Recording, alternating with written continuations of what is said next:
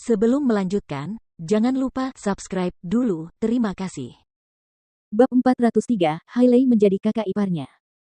Bayangkan saja Hailey berpelukan dan berpegangan tangan dengan Jessie pada pertemuan pertama mereka. Itu terlalu memprovokasi. Lagi pula, dia melakukannya di depan istri Jessie. Yumi jelas tidak senang saat melihat pemandangan itu. Begitu pula Jordan yang sangat jijik dengan Hailey karena dia merasa terlalu tidak tahu malu. Baguslah aku menceraikannya. Kalau tidak, dia mungkin suatu hari tidur dengan Jessie. Meskipun Jessie adalah pria yang keras dan mengesankan, ia tampak seperti pria jujur dan sederhana bagi kebanyakan gadis. Hailey membawa Jessie ke tempat duduknya dan menunjuk bayi di kereta dorong. Jessie, ini keponakanmu, apakah kamu ingin menggendongnya? Saat itu, Yumi pun tampak kegirangan dan berinisiatif melihat kedua bayi di kereta dorong. Yumi menatap bayi laki-laki itu dan berkata kepada Jessie dengan gembira, lihatlah anak kecil ini, mulut dan hidungnya sangat mirip dengan Jordan. Jessie pun mengangguk sambil tersenyum. Memang, dia sangat mirip Jordan. Hailey juga berkata dengan ekspresi bangga di wajahnya, dia benar-benar mirip dengan orang lain. Namun, Yumi dengan cepat mengalihkan perhatiannya ke gadis itu. Bayi perempuan ini sungguh cantik dan lembut. Yumi tak kuasa menahan keinginannya untuk menggendong bayi perempuan itu. Namun, saat itu, Jordan terbatuk 2 kali. Yumi, gadis ini bukan putri kandungku, kata Jordan dingin. Yumi sebelumnya tidak mengetahui tentang tes paternitas Jordan, jadi dia sangat terkejut. Apa katamu? Kedua bayi itu jelas berusia sama dan karena keduanya adalah anak Hailey, Yumi berasumsi bahwa mereka pasti kembar.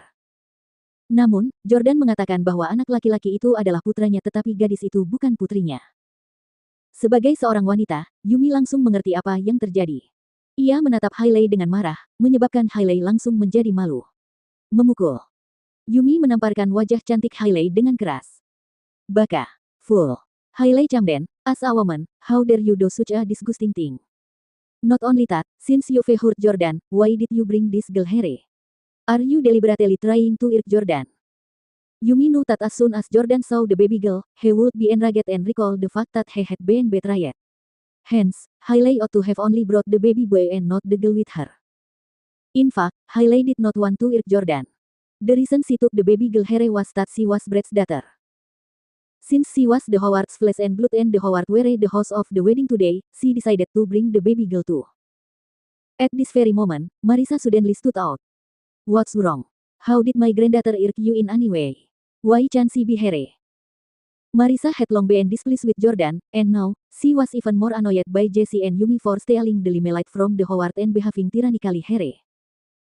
Besides, she had already learned of the affair between Brett and Hailey, and also knew that the baby girl in the stroller was her son's flesh and blood. As soon as Marisa said that, the situation became even more complicated and chaotic. What is going on? Why is the groom's ex-wife's daughter the granddaughter of the bride's mother? CRAP, does that mean that the groom's ex-wife and the bride's brother also had an affair before this? Oh my, that's too scandalous. Martin didn't want others to gossip about his family affairs and thus, immediately shot Stefan a glance. In response, Stefan hurriedly sighed loudly, Everyone, please return to your seats. We'll be serving the food immediately. Please enjoy your meal and drink to your heart's content. Out of respect for the Howard, Everyone immediately didn't dare to discuss any further and instead, returned to their seats immediately to enjoy the food and drinks. Soon, the atmosphere was happy and lively again. At this moment, Hailey saw Jessie and Yumi, who seemed to be very upset about her betrayal of Jordan. She knew that she might not be able to get the stellar's acknowledgement anymore. Seeing that Brett's mother, Marisa, was willing to stand up for her, she quickly showed her goodwill and treated her kindly. Ma'am, you're Brett's mother, right? Marisa looked at Hailey and said, yes, I'm his mother. Are you Hailey Camden from Orlando? You're very pretty. That explains why my son likes you so much. Ruffling her hair, Hailey sighed silly, nah, ma'am, I'm just an ordinary girl compared to you. You're the beautiful one. Marisa suddenly sighed, I'm very happy that you gave birth to a daughter for Brett, Hailey. By the way, would you like to move into our place? I'd like to spend more time with my granddaughter. Since Brett is healing from an injury now, you can take care of him while you're by his side.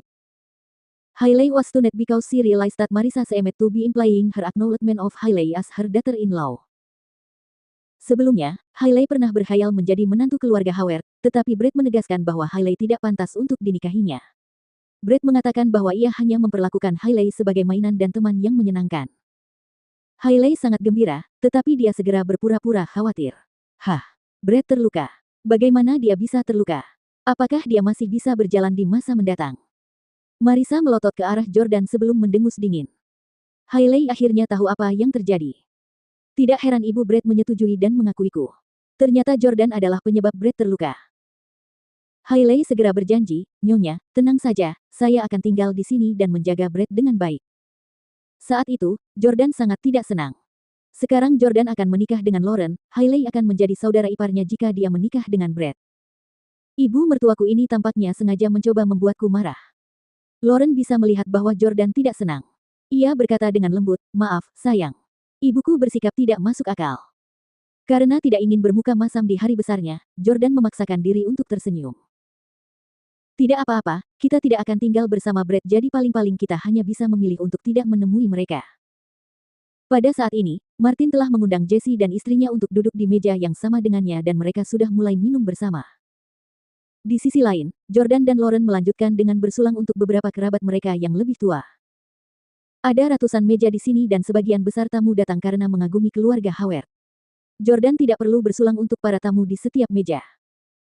Setelah bersulang, Jordan akhirnya punya kesempatan untuk mengatur napas tetapi Salvatore tiba-tiba berjalan menghampiri. Tuan Jordan, lihat ke sana. Salvatore menunjuk ke suatu arah di kejauhan. Karena tempat itu sangat ramai, Jordan tidak melihat sesuatu yang aneh pada awalnya. Apa maksudmu? Tanya Jordan. Salvatore menjelaskan, yang memakai gaun merah muda itu adalah Elle Camden. Baru saat itulah Jordan mengenalinya. Elle Camden. Apa yang dia lakukan di sini? Jordan bertemu Elle ketika dia masih bekerja sebagai petugas keamanan beberapa hari yang lalu. Salvatore berbisik ke telinga Jordan, aku menguping sebentar dan sepertinya Elle sedang mencari pria tua kaya untuk menjadi sugar daddy-nya. Apa? Jordan menoleh sekali lagi, hanya melihat Elle yang mengenakan gaun berpotongan rendah, tanpa malu-malu memamerkan bentuk tubuhnya yang indah kepada seorang pria berusia 40-an di depannya. Orang tua itu mencengkeram lengan Elle yang halus dan lembut dengan penuh nafsu, sambil berharap ia dapat melakukannya saat itu juga.